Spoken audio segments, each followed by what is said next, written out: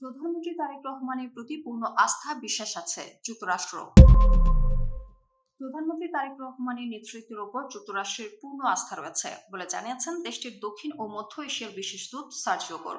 একই সঙ্গে তিনি বাংলাদেশ নতুন মার্কিন বিনিয়োগের জন্য প্রস্তুত বলেও মন্তব্য করেছেন। এই বার্তাটি তিনি তার দেশের বিনিয়োগকারীদের কাছে পৌঁছবেন বলে জানিয়েছেন। শনিবার সকাল 9:30টায় তেজগাঁওয়ে প্রধানমন্ত্রীর কার্যালয়ে প্রধানমন্ত্রী তারেক রহমানের সঙ্গে বৈঠক করেন সার্জিও গোর। বৈঠকের পর পররাষ্ট্র মন্ত্রণালয় থেকে পাঠানো এক বিজ্ঞপ্তিতে বলা হয়েছে, বৈঠকে সার্জিও গোর উল্লেখ করেন, প্রধানমন্ত্রী তারেক রহমানের দূরদর্শী নেতৃত্বের উপর মার্কিন সরকারের পূর্ণ আস্থা রয়েছে।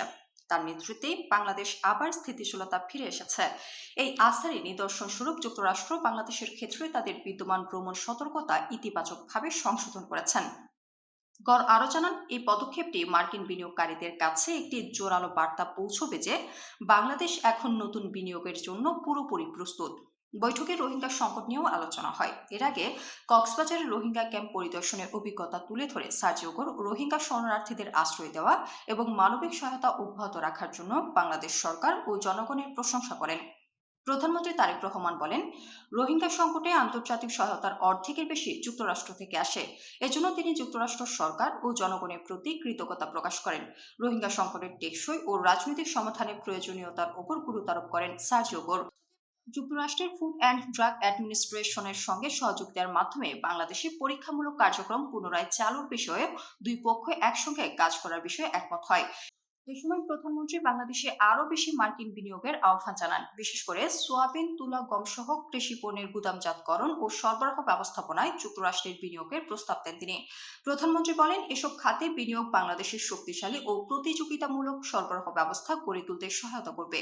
পাশাপাশি তথ্য প্রযুক্তি খাতে বিনিয়োগ আকর্ষণে বাংলাদেশের আগ্রহের কথাও তুলে ধরেন তিনি। সার্জিও গোর বলেন, তথ্য প্রযুক্তি খাতে বাংলাদেশের বড় সম্ভাবনা রয়েছে এবং ভবিষ্যতে দেশটি প্যাক্সিলিকা উদ্যোগের অংশীদার হতে পারে। বৈঠকে উপস্থিত ছিলেন পররাষ্ট্রমন্ত্রী ডক্টর খলিলুর রহমান, প্রধানমন্ত্রীর পররাষ্ট্র বিষয়ক উপদেষ্টা হুমায়ুন কবির, পররাষ্ট্র প্রতিমন্ত্রী শামা ওবায়দ ইসলাম, প্রধানমন্ত্রীর উপদেষ্টা রেহান আসিফ আসাদ ও মাহদি আমিন। ওয়াশিংটনে নিযুক্ত বাংলাদেশের রাষ্ট্রদূত তারেক মোহাম্মদ আরিফুল ইসলাম, ঢাকায় নিযুক্ত মার্কিন রাষ্ট্রদূত ব্রেট ক্রিস্টেনসেন সহ দুই দেশের ঊর্ধ্বতন কর্মকর্তারা 30 জুলাই ঢাকায় আসেন সার্জিও গোর। ঢাকা সফরের প্রথম দিন সন্ধ্যায় পররাষ্ট্রমন্ত্রী ডক্টর খলিলুর রহমানের সঙ্গে বৈঠক করেন মার্কিন বিশেষ দূত। 31 জুলাই তিনি কক্সবাজার রোহিঙ্গা শিবির পরিদর্শন করেন। 1 আগস্ট সকালে সফরের শেষ দিন তিনি প্রধানমন্ত্রী তারেক রহমানের সঙ্গে বৈঠক করেন। প্রসঙ্গত, মার্কিন নাগরিকদের জন্য বাংলাদেশ ভ্রমণ আগের চেয়ে এখন আরও বেশি নিরাপদ বলে উল্লেখ করেছেন যুক্তরাষ্ট্রের প্রেসিডেন্ট ডোনাল্ড ট্রাম্পের বিশেষ দূত সার্জিও গোর। পররাষ্ট্রমন্ত্রী ডক্টর খলিলুর রহমানের সঙ্গে দ্বিপক্ষীয় বৈঠকের পর এক্সের এক পোস্টে ঢাকা সফররত সার্জিও গোর এই তথ্য জানান। ট্রাম্পের দক্ষিণ ও মধ্য এশিয়া বিষয়ক এই বিশেষ দূত লেখেন, আজ সন্ধ্যায় আমি পররাষ্ট্রমন্ত্রী ডক্টর খলিলুর রহমানকে জানিয়েছি যে দারুণ খবর, স্টেট ডিপার্টমেন্ট স্থিতিশীল পরিস্থিতি বিবেচনায় বাংলাদেশ ভ্রমণের জন্য নিরাপদ মনে করছে। সেজন্য মার্কিন যুক্তরাষ্ট্রের সামরিক ভ্রমণ পরামর্শক লেভেল 3 ক্যাটাগরি থেকে লেভেল 2-তে নামিয়ে আনা হয়েছে।